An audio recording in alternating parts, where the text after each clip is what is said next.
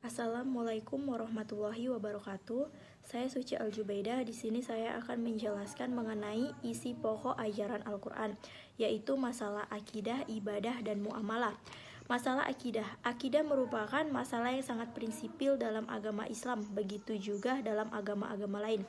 Akidah Islam adalah tauhid, artinya yaitu kepercayaan terhadap keesaan Allah Subhanahu wa taala. Islam juga disebut dengan agama tauhid. Allah berfirman dalam surah Al-Baqarah ayat 163 yang artinya, "Dan Tuhanmu adalah Tuhan yang Maha Esa, tidak ada Tuhan selain Dia. Dia yang Maha Pengasih lagi Maha Penyayang." Dari firman Allah tersebut, jelas bahwa Al-Quran mengajarkan Allah itu esa, tunggal, dan tidak ada padanannya. Yang kedua adalah masalah ibadah. Ibadah merupakan bentuk pengabdian seorang hamba sebagai rasa terima kasih atas segala nikmat yang diterimanya kepada Sang Pencipta Al-Khaliq Allah Subhanahu wa taala. Dalam surah Al-Baqarah ayat 21 yang artinya, "Hai manusia, sembahlah Tuhanmu yang telah menciptakanmu dan orang-orang yang sebelummu agar kamu bertakwa." Yang ketiga adalah masalah muamalah. Yang dimaksud muamalah adalah tata cara hubungan manusia dengan sesamanya dalam berbagai aspek kehidupannya, seperti hubungan sosial, politik, ekonomi, dan perdagangan. Hubungan antar manusia dalam bahasa Al-Quran disebut dengan hablum minan nas, sedangkan hubungan manusia dengan Allah disebut dengan hablum minallah. Mungkin hanya ini yang dapat saya jelaskan, kurang lebihnya saya mohon maaf. Baik, saya akan membahas materi tentang akhlak. Dari bahasa, akhlak berasal dari bahasa Arab, yaitu akhlakun, sebagai bentuk jamak dari kata khulqun yang berarti budi pekerti. Dalam pengertian istilah sendiri, akhlak adalah sifat yang tertanam dalam jiwa manusia yang muncul spontan dalam tingkah laku hidup manusia sehari-hari. Nabi Muhammad SAW sebagai suri tauladan bagi umatnya dalam bertingkah laku dengan akhlak mulia.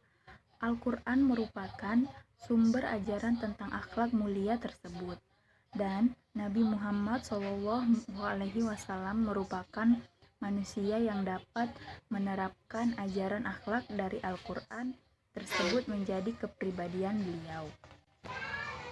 Selanjutnya, hukum. Hukum sebagai salah satu isi pokok ajaran Al-Quran berisi kaidah-kaidah dan ketentuan-ketentuan dasar yang menyeluruh bagi umat manusia. Tujuannya adalah untuk memberikan pedoman kepada umat manusia agar kehidupannya menjadi adil, aman, tentram, sejahtera, teratur, bahagia, dan selamat dunia maupun akhirat. Hukum-hukum yang terkandung di dalam Al-Quran dibagi menjadi 3, yaitu yang pertama adalah hukum tentang kaidah atau keimanan, yang kedua hukum tentang moral atau akhlak, dan yang ketiga hukum tentang perbuatan manusia, yang terbagi menjadi hukum-hukum peribadatan dan hukum-hukum muamalah. Melanjutkan materi mengenai kisah-kisah umat terdahulu. Kisah-kisah dalam Al-Quran menceritakan tentang kebinasaan umat terdahulu bisa kita jadikan sumber ilham untuk mendapatkan nasihat dan petunjuk bagi perjalanan hidup kita. Kita hendaknya memperhatikan proses perjalanan sejarah umat-umat terdahulu, mengamati perilaku-perilaku yang sering mereka lakukan, dan melihat apa akibat dari perbuatan mereka tersebut. Kita bisa menghindari kesalahan-kesalahan yang pernah mereka perbuat. Sebagaimana dikatakan oleh banyak orang, belajar dari pengalaman orang lain adalah umur kita yang kedua. Baik, saya akan menjelaskan tentang syarat pengembangan ilmu pengetahuan dan teknologi. Al-Quran adalah kitab suci ilmiah. Banyak ayat yang memberikan isyarat-isyarat ilmu pengetahuan, sains, dan teknologi yang bersifat potensial untuk kemudian dapat dikembangkan guna kemaslahatan dan kesejahteraan hidup manusia. Allah Subhanahu wa taala yang Maha memberi ilmu telah mengajarkan kepada umat manusia untuk dapat menjalani hidup memenuhi kebutuhan hidupnya dengan baik. Al-Quran menekankan betapa pentingnya penguasaan ilmu pengetahuan dan teknologi. Hal itu disyaratkan pada saat ayat Al-Quran pertama kali turun, yaitu Quran Surah Al-Alaq ayat 1-5. Ayat yang pertama kali diturunkan tersebut diawali dengan perintah untuk membaca. Membacalah adalah salah satu faktor terpenting dalam proses belajar untuk menguasai suatu ilmu pengetahuan ini. Dan selanjutnya saya akan menjelaskan Quran surah Al-Mu'minun ayat 12-14. Adapun kandungan surah Al-Mu'minun ayat 12-14 berisi tentang proses penciptaan manusia. Menurut ayat tersebut, manusia berasal dari saripati tanah yang kemudian menjadi nutfah atau sperma. Sperma tersebut akan bercampur dengan sel telur yang berada di dalam rahim seorang ibu. Kemudian Allah menjadikan sperma tersebut menjadi alaqah atau segumpal darah. Setelah itu, darah tersebut akan berubah menjadi mudghah atau segumpal daging, lalu menjadi ijam tulang-tulang yang terbentuk kemudian dibungkus lahmun daging. Setelah melalui proses tersebut, lahmun akan tumbuh menjadi janin yang berbentuk manusia kecil. Kemudian setelah usia kandung rata-rata 9 bulan, bayi akan lahir.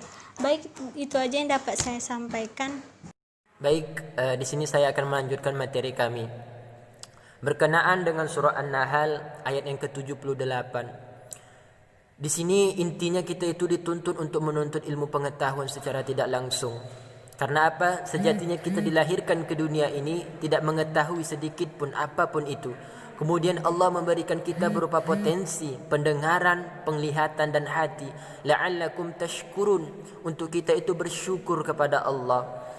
Maka dalam kalimat la'allakum tashkurun ini tersirat makna untuk kita menuntut ilmu pengetahuan dengan potensi yang telah Allah berikan tersebut. Karena dalam tafsir Al-Maraghi dikatakan, makna la'allakum tashkurun di sini ialah merupakan pengharapan manusia itu terhadap nikmat-nikmat yang telah Allah berikan, potensi-potensi yang telah Allah berikan untuk digunakan semaksimal mungkin dalam rutinitas kita, terutama dalam menuntut ilmu pengetahuan. Karena dalam menuntut ilmu pengetahuan sendiri, prosesnya, memahaminya, perlu yang namanya pendengaran sebagai penangkap, perlu yang namanya penglihatan sebagai pengkuatan, dan perlu yang namanya hati sebagai tempat penyimpanan ilmu pengetahuan. Selanjutnya dalam surah Al-Baqarah ayat yang ke-30 sampai ke-32, singkatnya kita telah mengetahui bersama manusia itu diciptakan oleh Allah, Nabi Adam, fil ardi khalifah, untuk menjadi seorang pemimpin, menjadi khalifah di muka bumi ini. Maka tatkala itu terjadi perdebatan, sangkaan, tanggapan oleh para malaikat terhadap Allah akan penciptaannya tersebut. Mayyufsidu fiha wa yasfikud dima, maka Allah membantah dengan perkataan qala inni a'lamu ma la ta'lamun. Kemudian ayat selanjutnya Allah mengajarkan, memberikan evaluasi, pengajaran, perbendaharaan ilmu pengetahuan kepada Nabi Adam terhadap ilmu pengetahuan seluruhnya. Maka disitulah malaikat mengakui akan penciptaan Allah tersebut. Ada hikmah di balik penciptaan Allah tersebut. Maka malaikat mengatakan, kami tidak mengetahui apa-apa selain apa yang telah Engkau ajarkan kepada kami ya Allah. Selanjutnya dalam surah Az-Zuriyat, wa ma khalaqtul jinna wal insa illa liya'budun, ayat yang kelima. Wa ma khalaqtul jinna wal insa illa liya'budun, ayat yang ke-56. Tidaklah kami jadikan jin dan manusia itu melainkan untuk beribadah kepadaku, kata Allah. Maka ada ungkapan populer, aku ini adalah zat yang tersembunyi, kemudian aku ingin dikenal, maka aku ciptakan makhluk, kata Allah, agar mereka mengenalku. Ibadah merupakan penyerahan diri secara total, tulus dan ikhlas, tunduk dan patuh, suka tidak suka, mau tidak mau, rela tidak rela, kita harus beribadah kepada Allah. Karena ya'budun di situ merujuk kepada fi'il mudhorik yang artinya perbuatan yang sedang dan akan terus menerus dilakukan. Sampai kapan? Hatta zurtumul maqabir, hingga kita dimasukkan ke dalam liang lahat. Itulah batas terakhir kita beribadah kepada Allah Subhanahu wa taala. Sekian dan terima kasih.